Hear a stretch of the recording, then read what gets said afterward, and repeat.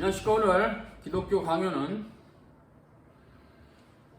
제1권 창조주 하나님에 대한 지식에서 제5장 하나님 아는 지식이 우주의 창조와 그 지속적인 운행에서 분명히 나타난다. 운행이라 해도 좋고요, 통치라고 해도 좋아요. 하나님 아는 지식이 우주의 창조와 그 또 지속적인 하나님의 통치에서 드러난다, 이런 의미죠.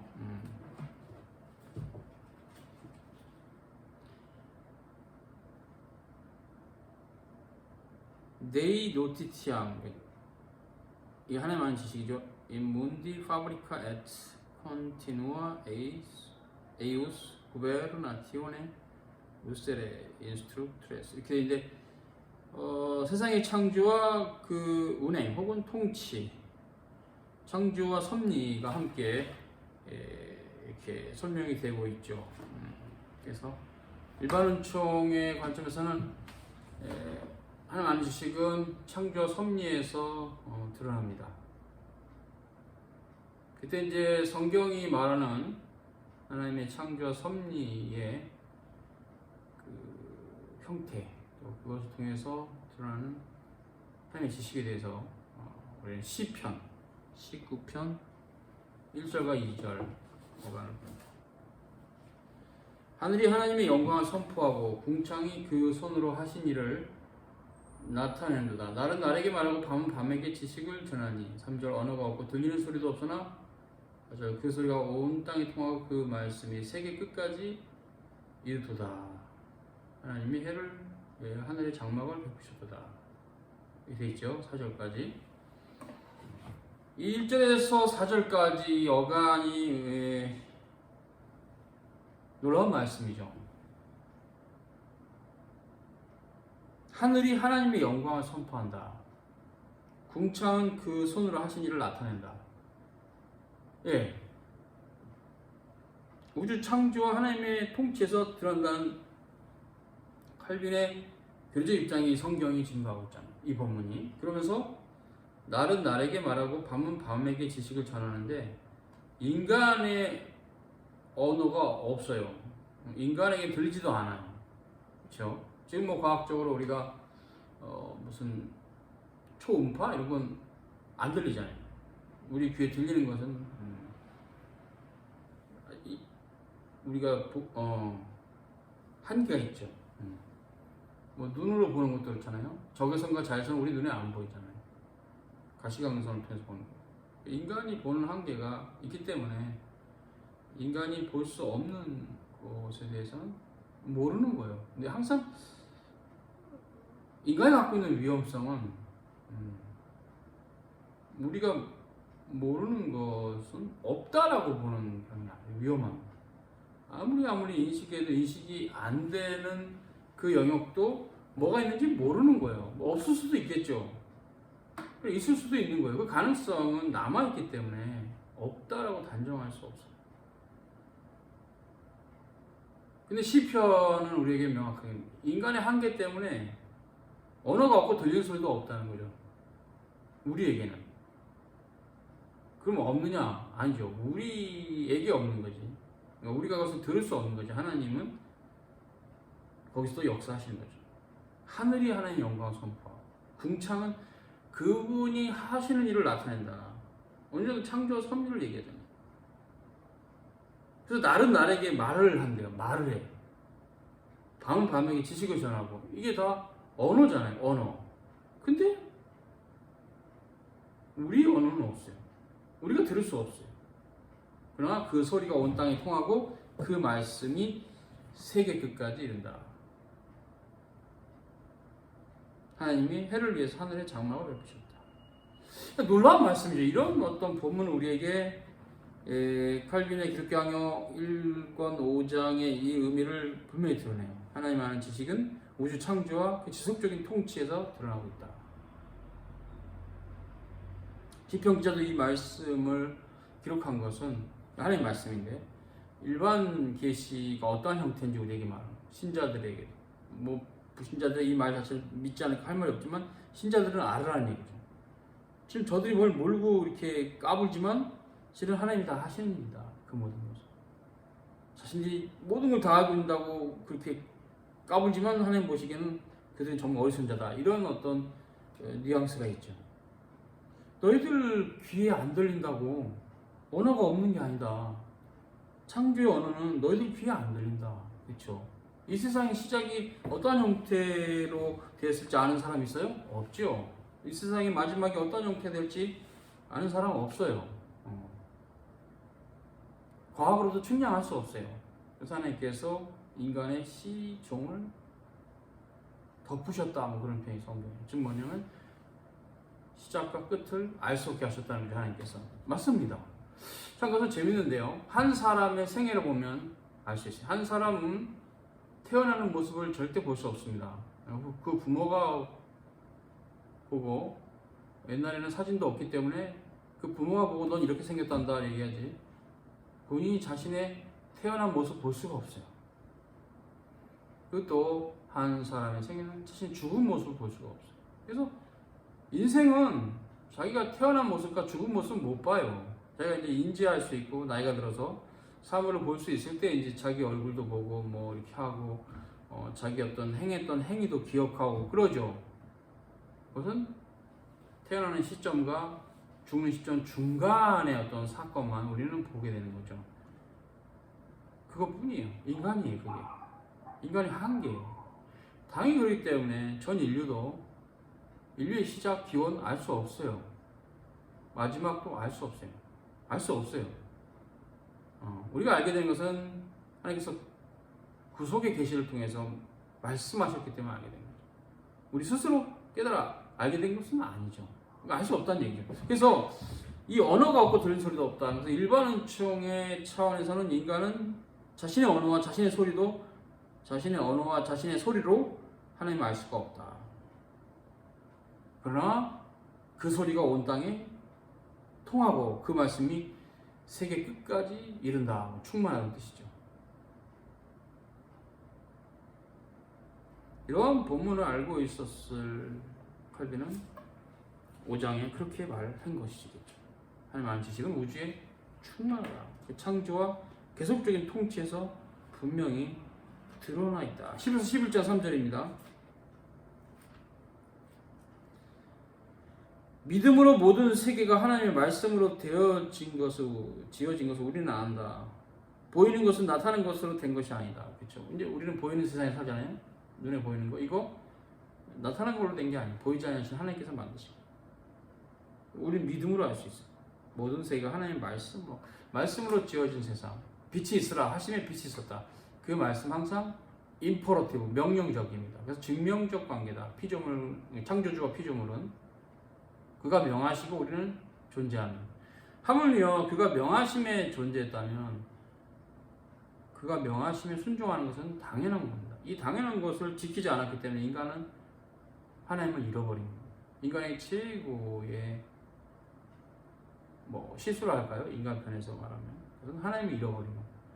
인간에게서 최고의 복도 우리 하나님을 이제 알게 된 거죠. 물론 우리가 스스로 하나님을 알게 된 건 아닙니다. 우리 하나님께서 우리 가운데 찾아오셔서 우리를 그 백성으로 삼아주신 그것보다 더 귀한 것은 없습니다. 그래서 발비는 하늘과 땅에 나타난 하나님의 지혜 증거에 대해서 서술하고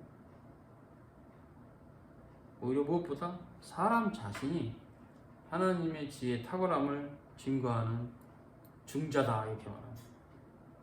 그래서 어떤 철학자의 말에 인용하면서 칼빈은 사람이 소우주다. 그쵸? 마이크로코스모스.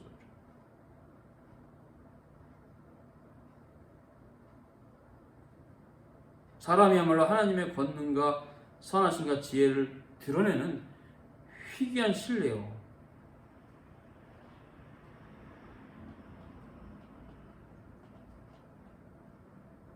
그래서 사람이 무엇이간데 주께서 그를 생각하시나이까. 시편 8편 4절입니다. 어린 아들과 젖먹이들의 입으로 권능을 세우셨습니다. 결국 이것은 사람의 존재, 하나님의 형상으로 지어진 사람의 존재 자체가 우리 하나님이 살아계시면 오히려 역설적으로 반증한다는 거죠.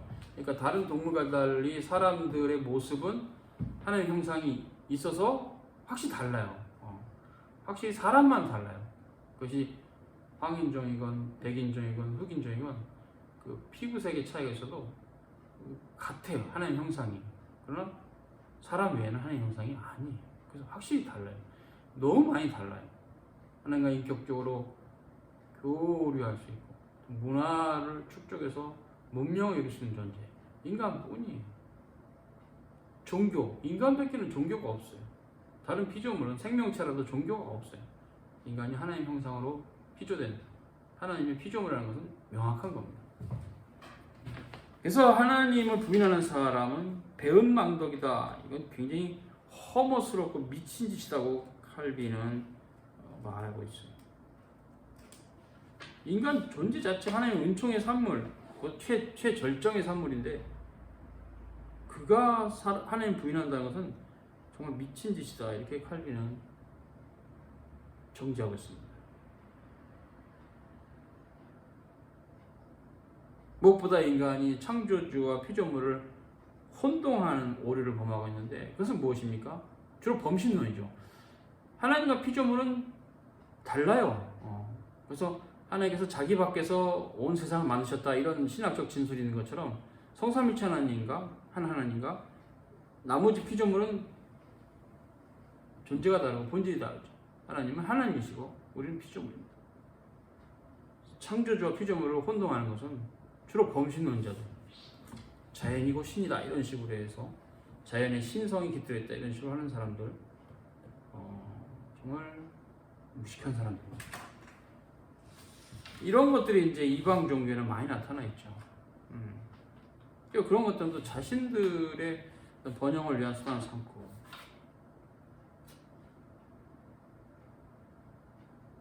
그러나 칼빈이 이렇게 말합니다. 우리가 각자 자신의 본성을 바라보면 모든 자연 만물을 다스리신 한 분 하나님이 계신다는 것을 알 수 있다.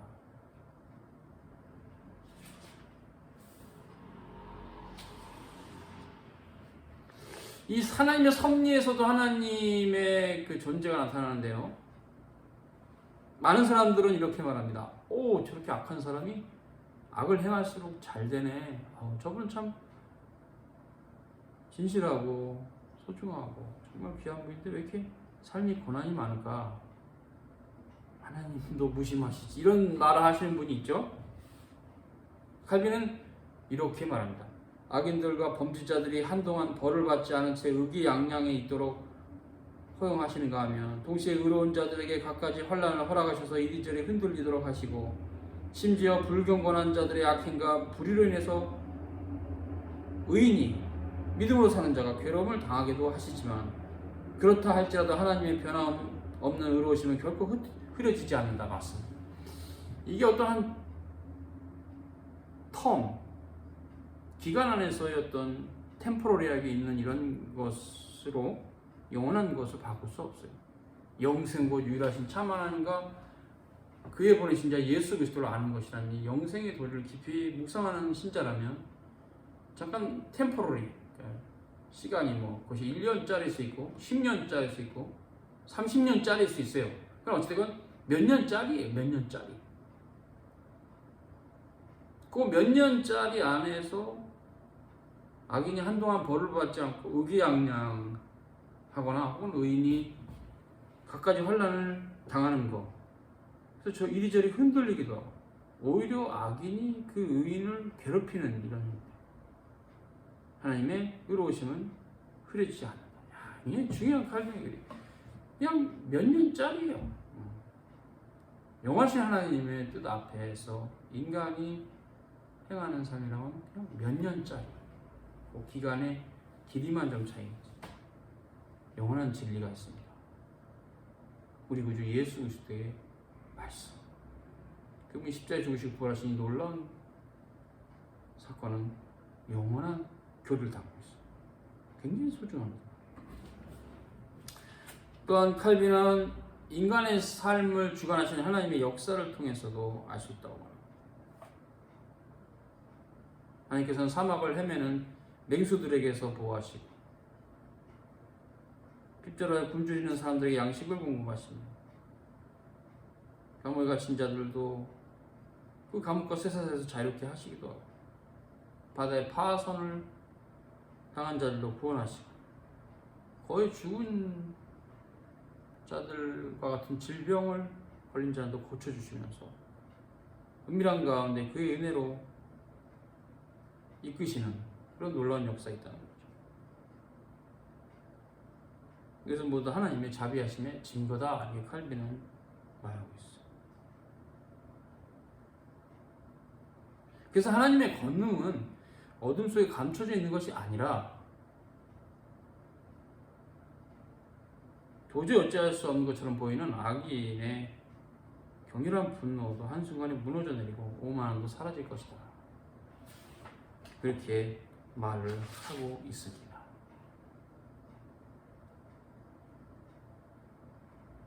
그래서 하나님을 알아가는 올바른 길은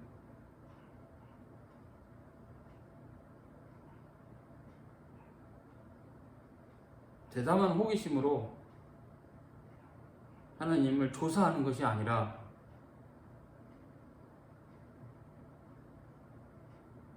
우리 가운데 가까이 다가오시는 그 하나님을 그 역사 가운데 바라보고 찬송하는 것이다. 그래서 우리는 이것을 개혁주 신학은 성령으로서 신학이라고 해요. 성령으로서 신학. 성령. 성령.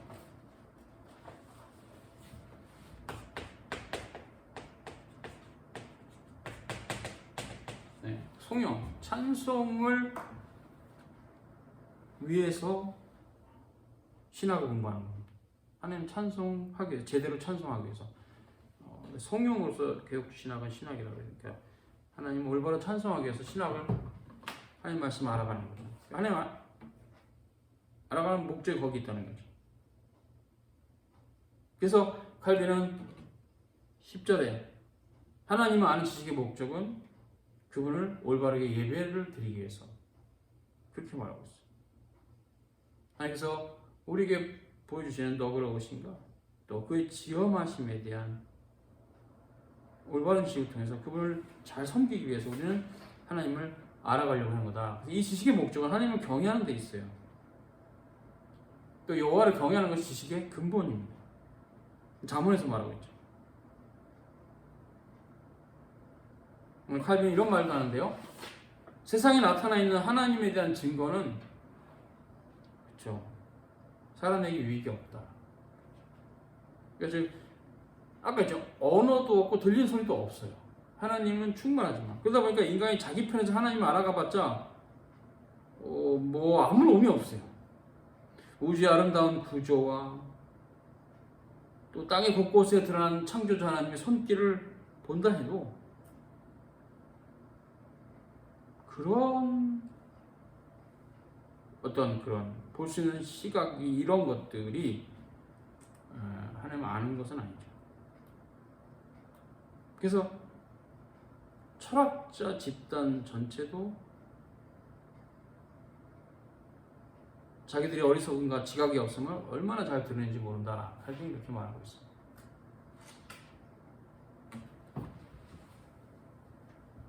그래서 일반 은총으로 하나님 알 수가 없어요.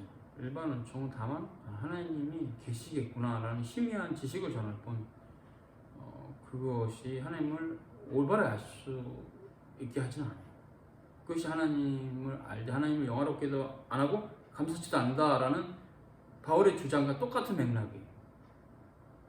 자연을 보고 하나님 계시는구나 라고 한다 해서 하나님 영화롭게 하거나 감사치는 못해요. 왜 그러냐? 하나님을 아는 지식을 가로막는 인간의 미신과 세상의 헛된 철학들이기 때문에. 미신은 인간이 잘못된 종교를 갖도록 끝없이 인간을 이끌어요. 하물며 이제 우리 주님 오시고 부활하셔서, 죽으시고 부활하셔서 사도들을 통해서 세우신 거룩한 보편교회, 즉 기독교 혹은 교회 안에도 미신들이 끈덕지게 붙어오는 것을 보면 얼마나 우리가 연약하고 또 거짓된 종교가 얼마나 강하고 우리가 거기에 빠질 수 있는 자들인 걸 알 수 있어요. 그래서 인간이 만들어낸 그릇된 종교는 오류 가운데 하나님을 거역한다. 그렇죠. 아무리 희미하게나마 하나님을 안다 해도 그것이 올바로 아는 것이 아니기 때문에, 참되고 유일하신 하나님을 아는 것이 아니기 때문에 다신론이나 범신론이나 다양한 종교 형태로 망가지기 때문에 오히려 하나님을 거역하는 꼴이 된다고 칼빈은 말하고 있어요.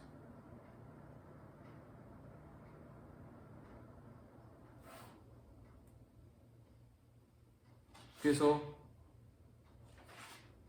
하나님의 영광이 자연에 밝게 드러나 있어도 인간은 인간 편에서 스스로 하나님을 찾아서 알 수는 없다. 칼빈은 그렇게 말하고 있습니다.